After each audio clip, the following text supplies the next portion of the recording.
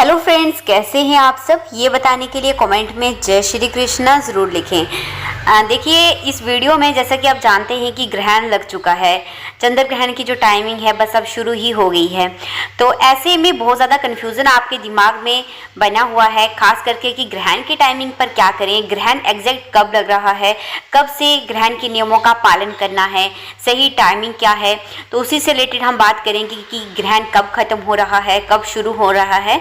तो चलिए friends, video start करते हैं। देखिए फ्रेंड्स, 28 अक्टूबर की रात यानी आज ग्रहण जो है भारत में 1:05 पर शुरू होगा और जो ग्रहण की समाप्ति होगी वो 2:30 पर हो जाएगी। लेकिन अगर हम बात करें विश्व की, पूरे आउट ऑफ इंडिया की, कि ग्रहण जो है सही मायने में लग कब रहा है, तो ग्रहण जो एग्जैक्टली जो है वो 1:05 या फिर 6 पर नहीं लग रहा है।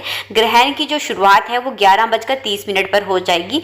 लेकिन भारत के बाहर के देशों में, अन्य देशों में 11:30 पर ग्रहण लग जाएगा। लेकिन अगर मैं बात करूं भारत की, तो भारत में ग्रहण जो है 1:05 में लगेगा। लेकिन भारत की गर्भवती महिलाओं को 1 बजे से ही ग्रहण के नियमों का पालन करना चाहिए।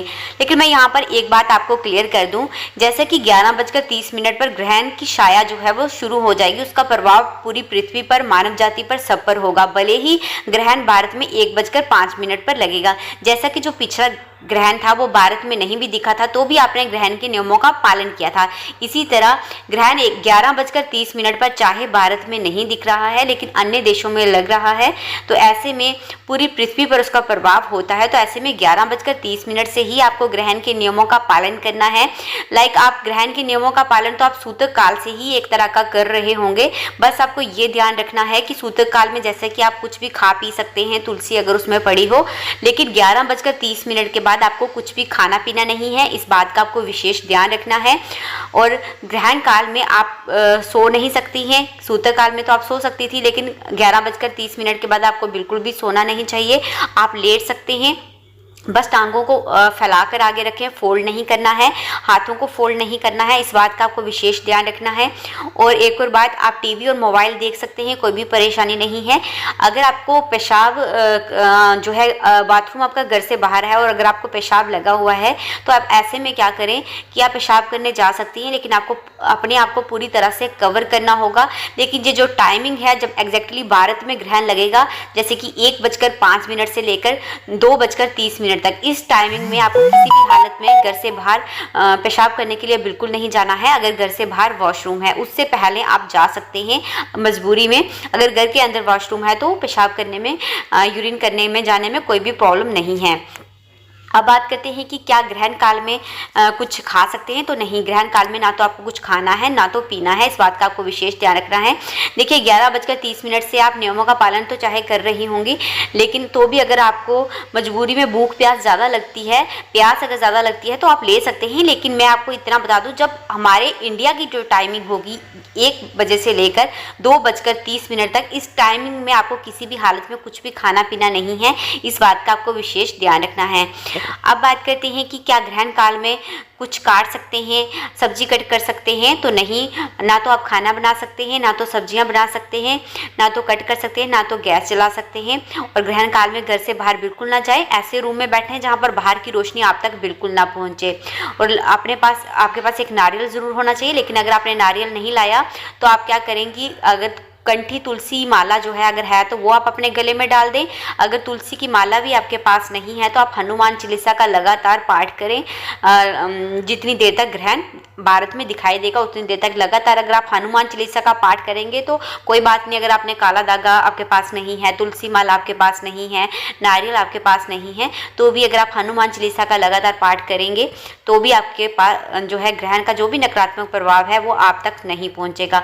ग्रहण काल में नुकीली चीज़ें जैसे कैंची, सुई, पेन, पेंसिल, किसी चीज़ को काटना, तोड़ना, सिलाई बुनाई वाले काम बिल्कुल भी नहीं किए जाते। आप लेट कर टीवी या फिर मोबाइल चला सकते हैं, इसमें कोई भी परेशानी नहीं है। ग्रहण काल में आपको किसी के बारे में बुरा नहीं सोचना है, गुस्सा नहीं करना है, क्रोध नहीं करना है, झगड़ा नहीं करना है। ग्रहण काल में आपको सजना संवरना नहीं है, ज़ोर ज़ोर से हंसना नहीं है। आप चल सकती हैं, बैठ सकती हैं, कोई भी परेशानी नहीं है। बस आपको हाथों को खुला रखना है, टांगों को फोल्ड नहीं करना है। इस बात का आपको विशेष ध्यान रखना है। अब बात करते हैं कि क्या ग्रहण काल में अगर नींद आ जाए तो सो सकते हैं, तो बिल्कुल नहीं। जो ग्रहण की टाइमिंग एग्जैक्टली भारत में है उस टाइमिंग में आपको किसी भी हालत में बिल्कुल नहीं सोना है। अब क्या एक और क्वेश्चन आ रहा है कि क्या जो ग्रहण टाइमिंग है, जब ये ग्रहण टाइमिंग खत्म हो जाएगी यानी 2:30 तो उसके बाद क्या हम कुछ खा सकते हैं? तो जी हाँ, आप खा सकते हैं, लेकिन आपको पहले नहाना होगा।